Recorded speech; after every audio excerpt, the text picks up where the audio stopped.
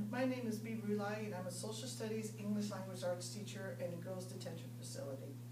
The topic of my presentation is how fictional heroes reflect the identity of a culture. What is your favorite literary hero and why? Do they possess any of these characteristics? Are they trustworthy? Are they wise? Are they voice for the voiceless? The reason I am presenting this topic to you today is so that when you read a literary hero story, you will be able to understand that you're being told two stories at once. One is about the hero, the other one is about the history and societal conditions of that time. We are going to focus on 3 points to be presented today.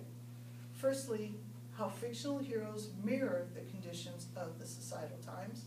Secondly, how historical events shape the call of change. And thirdly, to analyze a hero in literature, which is Jessie B. Simple, who was created by Langston Hughes in 1943, and how he empowered others to speak their minds in a voiceless time. Due to the time constraints, I will not be able to take any questions until after my presentation. Thank you very much. Firstly, I will summarize the literary period of this time. The modern period occurred between 1901 and 1950, in an era where authors were using their voices and pens to demonstrate their individuality and began questioning the American norms of an oppressive time in our history. They were taking a different view on religion, sexuality, political influences that had been determined throughout American history and governed by many others in our American lives. Authors like Langston Hughes and John Steinbeck created fictional heroes that gave people a voice for the voiceless. Langston Hughes, in his book, The Best is Simple, highlighted the struggles of the African American community, whereas John Steinbeck gave hope and dignity to the people of migrant workers who came over migrated to the Midwest during the Depression, in times where their hope was bleak. This is the end of the first point. Now we'll move on to the second point, which is about the historical period of this time. The Harlem Renaissance was a period that ignited literary hopefulness, artistic and musical creativity among African Americans, and it was centered in Harlem, New York. Many people migrated to the north from the south that had been people who had been deprived of racial equality. They were escaping poverty and were wanting equality in their lives. This was known as the Great Migration.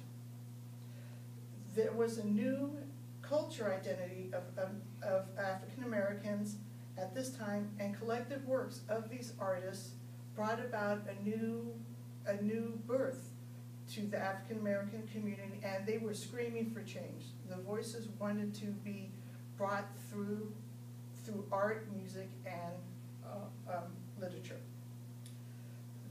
These pictures here are paintings of our students who made interpretations of famous artistic paintings in the time of the Harlem Renaissance, and our theme was hope. We will move on to the next point, which is about the literary hero in the modern period. Langston Hughes was a pioneer in the Harlem Renaissance and wrote about praising and embracing the working class and poor.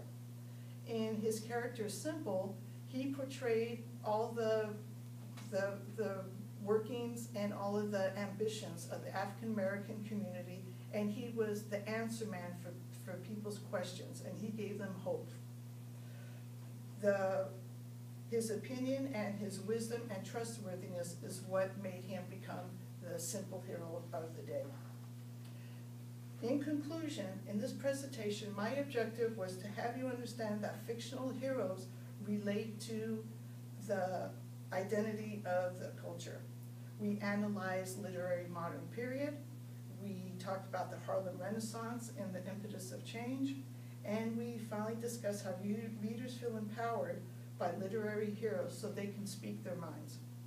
So remember, when you are reading a literary hero story, that you are getting two stories for one. And I hope that this presentation was useful for you, and that If you have any questions, you are free to ask. If not, thank you for your cooperation, and that's the end of our presentation.